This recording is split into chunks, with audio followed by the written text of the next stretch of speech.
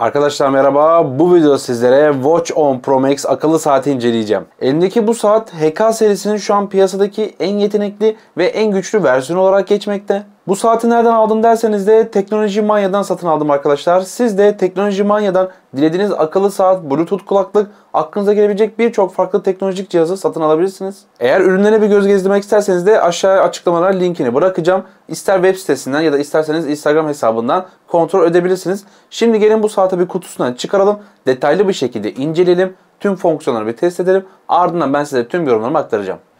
Kutuda gördüğünüz gibi bakın özellikle belirtilmiş bazı özellikler var. Burada bakın GPT desteği var, yani yapay zeka desteği olmuş. Uygulama marketi desteklediğini görüyor. Ayrıca Bluetooth kulaklıkta desteklediğini söylemiş. Gördüğünüz gibi gerçekten özellik açısından bol bol doldurulmuş. İki farklı ismi var arkadaşlar. Bir Watch On Pro Max, yani HK10 Pro Max olarak geçiyor bu saat. Gördüğünüz gibi saat bu şekilde. Şöyle büyük de bir bilgilendirme kitapçığı geliyor. Saatle ilgili merak ettiğiniz tüm bilgilere bakın buradan erişebilirsiniz. Firmanın dönem dönem kampanyaları değişiyor. Bazen 3 kordon, bazen 2 kordon gönderiyorlar. Ekstra hediye kordon geliyor ama standart olarak kutuda bakın gördüğünüz gibi 2 farklı kordonu çıkıyor.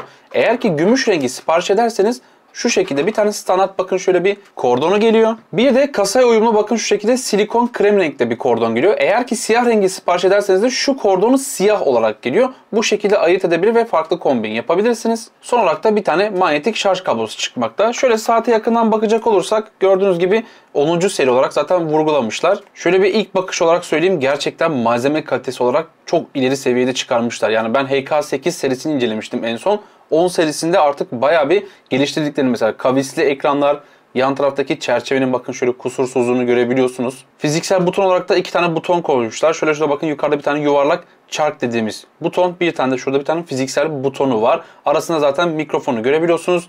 Yan tarafında da hoparlörünü görebiliyorsunuz. Çünkü bu saat arama yapabiliyor. Yani üzerinde dahili bir mikrofon ve hoparlör de mevcut. Arka kısmını şöyle çevirdiğimizde sensörleri zaten görebiliyorsunuz. Bu sensörler sayesinde ne yapabiliyor? Nabzınızı, tansiyonunuzu, kandaki oksijen seviyenizi ölçebiliyor. Uyku takibinizi yapabiliyor. Kordonları zaten şu alttaki ve üstteki gördüğünüz gibi kızaklara yerleştireceksiniz. Teknik özelliklerinden bahsedeyim sizlere.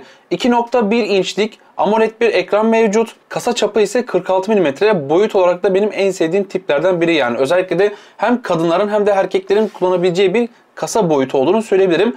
485'e 520 piksel çözünürlüğünde bir ekran çözünürlüğü de mevcut. Saat hem iOS hem de Android cihazların hepsine uyumlu. Rahatlıkla telefonunuzda kurulumunu yapabiliyorsunuz. Çift çekirdekli bir işletim sistemi var. Gerçekten akıcı bir menü geçişi ve hızlı da var. Hemen şöyle bir saatimizde çalıştırayım. Gördüğünüz gibi AMOLED ekran ve gerçekten de çözünürlük açısından, bu renk yoğunluğu, PPI açısından çok başarılı bir ekran yapıldığını size söyleyebilirim. Saatte IP68 tere ve toza karşı dayanıklılık sertifikası da mevcut. Bu da ne oluyor? Yani sporunuzu yaparken vesaire su sıçramalarına karşı, toza karşı rahatlıkla saat kendini koruyabiliyor. Ama saatte kesinlikle havuza veya denize girmenizi önermem. Saatte ayrıca Siri ve Google Asistan desteği de mevcut. Telefonunuza dokunmadan direkt sesli komutunuzu saat üzerinden verebiliyorsunuz. Önce size bir menü kısmını göstereyim. Bakın gördüğünüz gibi akıcılık konusunda çok başarılı. Gerçekten bu artık HK10'da daha da bunu en üst seviyeye çıkarttıklarını söyleyebilirim. Çok akıcı bir ekranı var. Herhangi bir bakın hızlandırma hilesi kullanmıyorum. Gördüğünüz gibi normal kendi video normal oynatma hızına devam ediyor.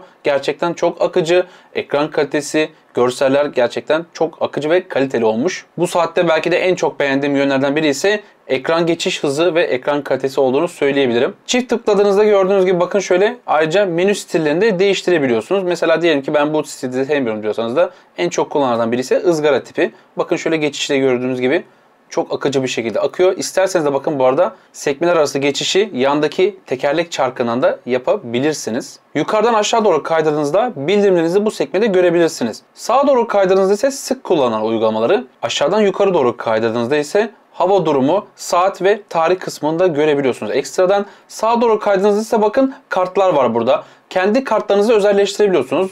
İlk bakışta mesela nabız, uyku, ayrıca uygulamaya bağlamak için mesela QR kod, hava durumu, müziklerinizi yönetmek için kısım çıkıyor. Uzun bastığınız zaman ise isterseniz kartların yerini değiştirebiliyorsunuz. Bakın kaldır, gördüğünüz gibi bakın farklı kartlar ekleyebilirsiniz. Buradan istediğiniz en çok kullandığınız hızlı geçiş kartını ekleyebilirsiniz. Yandaki buton ise gene bir hızlı atama tuşu olarak geçmekte. Bu tuşun da farklı fonksiyonları var. Bir kere bastığınızda denetim ekranı geliyor. Ayrıca bu tuşun 2 defa basarsanız da burada bakın mesela nabız çıkıyor.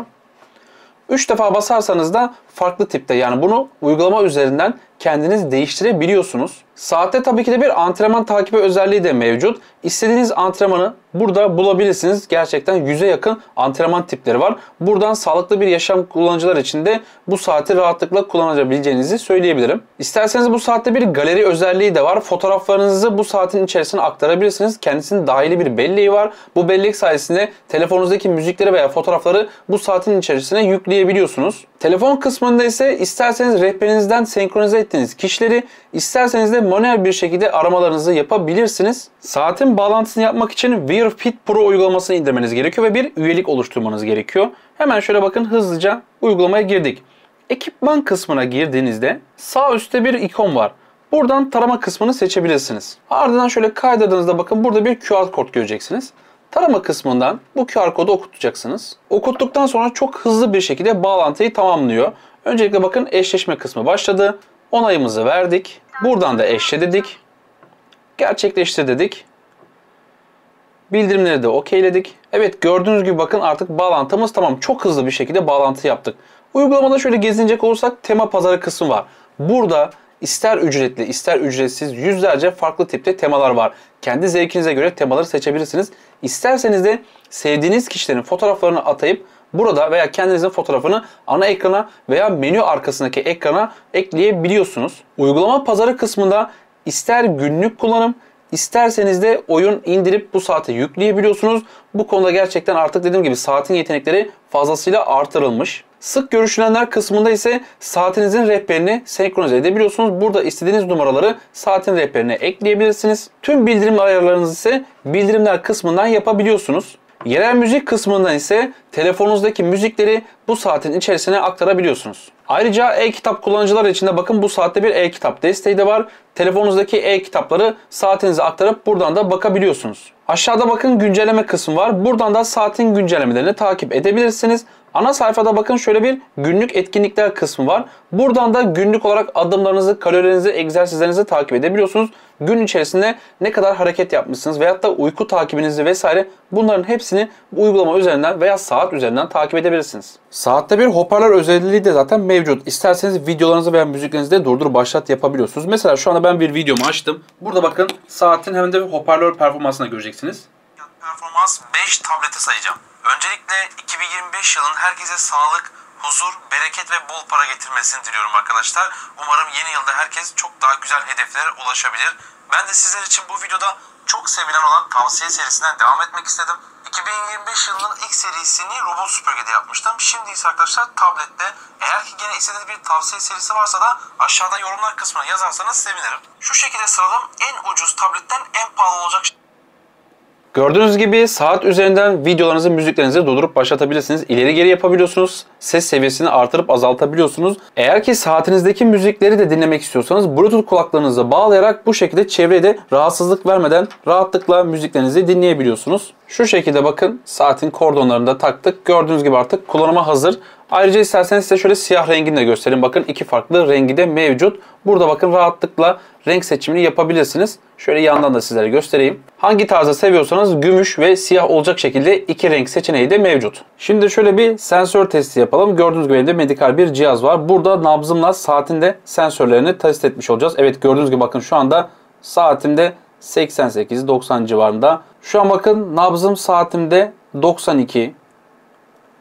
Burada bakın 90, 92. Gördüğünüz gibi sensörlerin doğruluk oranı gerçekten çok başarılı. Bakın gördüğünüz gibi medikal cihazımda neredeyse %99'a yakın bir veri verebiliyor. Şimdi bir kandaki oksijen seviyesi testi de yapalım. Gördüğünüz gibi saat kandaki oksijen seviyemi 97. Medikal cihazım ise 98 çıkardı. Bu da çok ufak bir derecede sapması var. Gene dediğim gibi hem nabız konusunda hem de oksijen konusunda gerçekten çok başarılı testler veriyor. Ayrıca isterseniz saat bu arada tansiyonunuzu da ölçüyor. Hemen onu da sizlere göstereyim bakın. Burada şu anda elimde tabii tansiyon cihazı olmadığı için buradan harici olarak söylüyorum. Kan basıncınızı yani tansiyonunuzu öğrenmek isterseniz de saatin bu konuda size destek verebiliyor. Kutuyu açtığımdan beri 3 gündür kesintisiz bir şekilde bu saati kullanıyorum. Tüm fonksiyonlarını test etme şansım oldu. Saat uyku takibi konusunda gayet başarılı. Yattığınız saatten uyandığınız saate kadar arkadaşlar kesintisiz yani eksiksiz bir şekilde bunu tespit edebiliyor. Ayrıca uykunuzun ne kadar kaliteli olduğunu da görebiliyorsunuz. Derin uyku, REM uyku gibi farklı biliyorsunuz hafif uyku evreleri var. Bunları saat iyi tespit edebiliyor.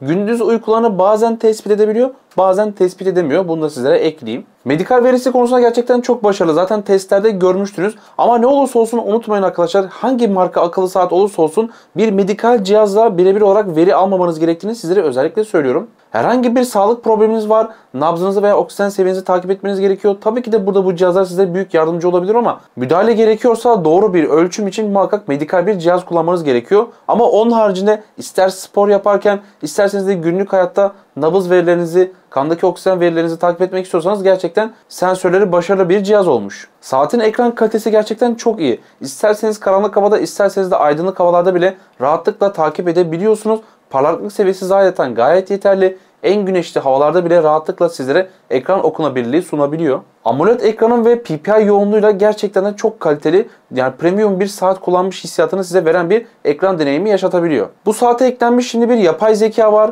İsterseniz e-kitap okuyabiliyorsunuz, müzik dinleyebiliyorsunuz, galerinizdeki fotoğraflara bakabiliyorsunuz. Yani saat aslında bir akıllı telefona yakın özellikler sizlere sunabiliyor. Çift çekirdekli işlemcisi sayesinde tüm bu yeteneklerini hızlı bir şekilde takılmadan, donmadan rahatlıkla sizlere yerine getirebiliyor. Aslında buna akıllı saat demek biraz düşük kalıyor. Çok daha yetenekli bir cihaz yapılmış. Gerçekten de artık HK serisinde daha nasıl bir yenilik ekleyebilirler diye düşünüyorum bazen. Saatte bakın ses kaydetme özelliği de var. Hemen sizlere bakın şöyle bir ses kayıt performansını göstereyim. Şu anda bu ses kaydı Watch On Pro Max'ten alıyorum. Gördüğünüz gibi sessiz bir ortamda saatin mikrofon performansı bu şekilde. Şöyle sizlere kaydı da dinleteyim. Şu anda bu ses kaydı Watch On Pro Max'ten alıyorum. Gördüğünüz gibi sessiz bir ortamda saatin mikrofon performansı bu şekilde. Saatin görüşme performansını da ben gayet beğendim. Sesli veya hafif gürültülü ortamlarda rahatlıkla iletişimde bulunabiliyorsunuz. Hem karşı taraf sizin sesinizi duyabiliyor hem de siz karşı tarafı hoparlörden rahatlıkla duyabiliyorsunuz. Güçlü bir dahili hoparlör koymuşlar. Hem müzik dinlerken ya da biriyle görüştüğünüzde sesini duymada herhangi bir problem yaşamıyorsunuz. Saatin batarya performansından bahsedecek olursak ilk gün kutudan çıkardığında ben saati şarj ettim. Yaklaşık olarak 2 ile 2,5 saatte tam şarja ulaşabiliyor. Şu an 3. günüm, yani 96. saate ulaştığında artık şarjım bitmek üzere. %20'lere falan geldi. Yani ortalama böyle benim gibi sık kullanıyorsunuz. Tabii ki de ben bu süreçte saati çok fazla kurcaladım. 3 günü rahat görüyor. Birazcık daha mesela az kullanırsanız bu rahatlıkla size 4-5 günü çıkarabilecek bir saat. Hem kutudan çıkan kordonları hem de sitesinde satılan ek kordonlar gerçekten sizlere farklı kombinler yaratmanızı sağlayabiliyor. Ben üstünden çıkan kordonların ikisini de beğendim. Mesela bu kumaş cırtlı kordon çok hoşuma gitti. Uzun zamandır bu tipte bir kordon kullanmıyordum. Ve bu zamana kadar en sevdiğim kordon tiplerinden biri olduğunu söyleyebilirim. Üzerine bir tane de siyah silikon da çıkıyor. Bu da güzel. Tabii gümüş alırsanız onda bir tane krem silikon çıkıyor. İki farklı seçeneği olduğunu zaten size söylemiştim. Ayrıca Teknoloji Manya'nın sitesinde satılan diğer ek kordonlarla beraber farklı kombinlerde yapabilirsiniz. Çevremde de bu saati gören gerçekten fazlasıyla merak etti. Evet arkadaşlar, Watch On Pro Max akıllı saat incelemesine sonuna geldik. Eğer bu saati satın almak isterseniz de aşağı açıklamalar kısmına linkini bıraktım. Buradan güvenli bir şekilde satın alabilirsiniz. Bana destek vermek isterseniz de videomu beğenip kanalıma abone olmayı unutmayın. Kendinize iyi bakın. Görüşmek üzere.